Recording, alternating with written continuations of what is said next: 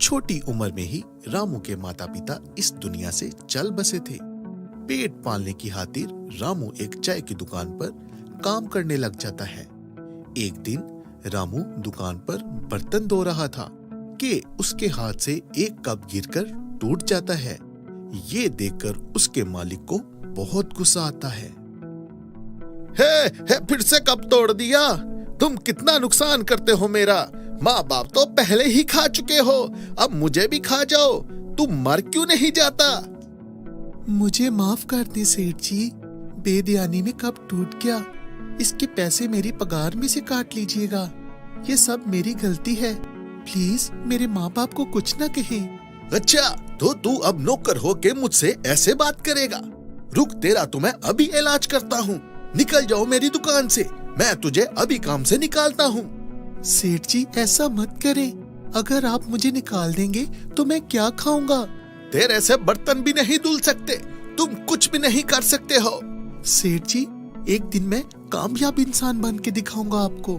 ज्यादा ड्रामेबाजी मत कर, निकल जा मेरी दुकान से, नहीं तो धक्के मार के तुझे बाहर निकाल दूंगा। ये पकड़ अपने पैसे, जितना तूने काम किया था, अब निकल जा।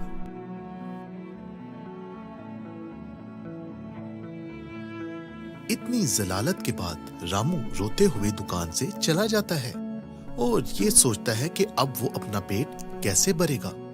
ये सोचते हुए रामू चलता जाता है। माँ मरते समय कह कर गई थी, काम छोटा हो या बड़ा कर लेना चाहिए, काम का अपमान नहीं करना चाहिए।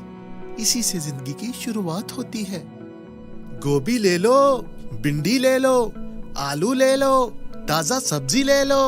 अरे भैया, गोभी कैसे दे रहे हैं? 200 रुपए किलो। अरे ये तो बहुत महंगी है। और भिंडी? भिंडी 150 रुपए किलो। अरे भाई, ये तो बहुत महंगी है। अच्छा तो फिर लीमू ले लो, 2 रुपए का एक लीमू। भाई साहब, आप मुझे 1 रुपए का एक लीमू देना।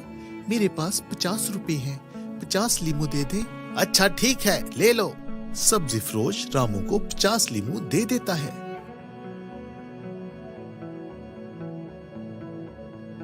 थोड़ी दूर जाकर रामू लीमू बेचना शुरू कर देता है।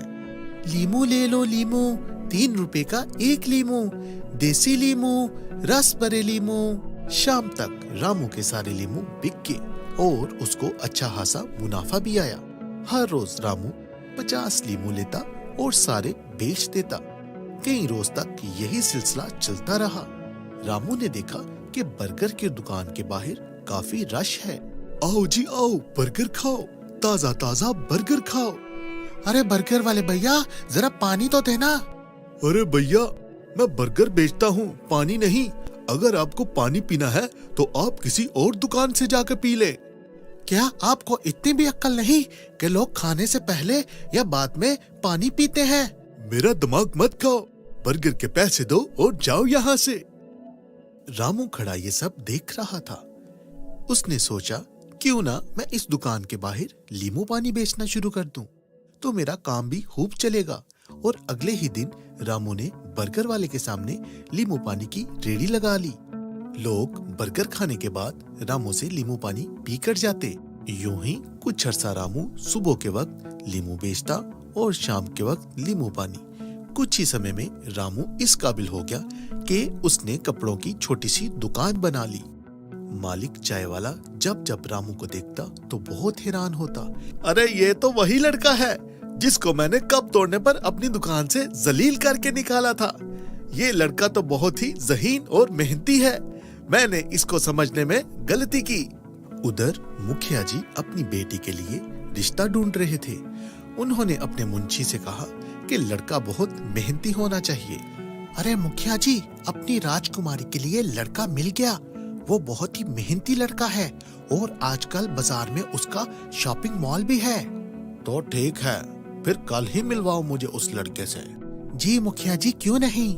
अगले ही दिन मुखिया जी और मुंशी रामू के शॉपिंग मॉल में रामू से मिलने जाते हैं। रामू उनको देखकर बहुत ही हैरान होता है। अरे मुखिया जी, आप और यहाँ कोई काम था तो मुझे बता देते, मैं आ जाता। नहीं रामू, जिस काम के लिए तेरे पास आया हूँ उसके लिए खुद ही चल के जाना पड़ता है। मुखिया जी, मैं कुछ समझा नहीं, ऐसा कौन सा काम है? रामू, मैंने तुझे अपनी राजकुमारी के लिए पसंद किया है। अगर तुझे कोई एतराज ना हो तो मैं ये शादी जल्द से जल्द करवाना चाहता हूँ। मुखिया जी, ये तो मेरे लिए बहुत शर्फ की बात है। कहाँ मैं और कहाँ आप? मुखिया जी, कल दोपहर 2 बजे का मुहूर्त बिल्कुल ठीक रहेगा। तो फिर ठीक है, कल ही तुम दोनों की शादी होगी। तुमने जिस जिसको बुलवाना है बुलवा लेना।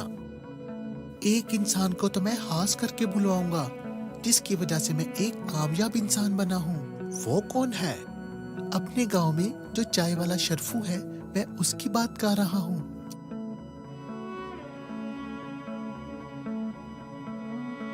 रामू अपनी बड़ी सी गाड़ी में उस चाय वाली दुकान पर जाता है और कहता है, मालिक, कल मेरी शादी है, आपने जरूर आना है। रामू बेटा, मुझे माफ कर देना, मैंने तुम्हारे साथ बहुत गलत किया था। अरे नहीं मालिक, अगर आप मुझे तब ना डांटते तो मैं आज 0 से हीरो कैसे बनता। मैं तो आपका शुक्रगुजार हूँ कि आपकी डांट ने मुझे कामयाब इंसान बना दिया।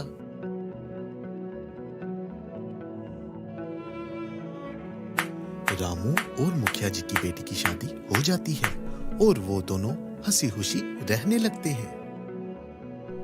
मज़ेदार कहानियाँ देखने के लिए हमारे चैनल को लाइक करें और हाँ, शेयर करना मत भूलें। हाँ, देखते रहें स्टोरी हब कॉर्नर।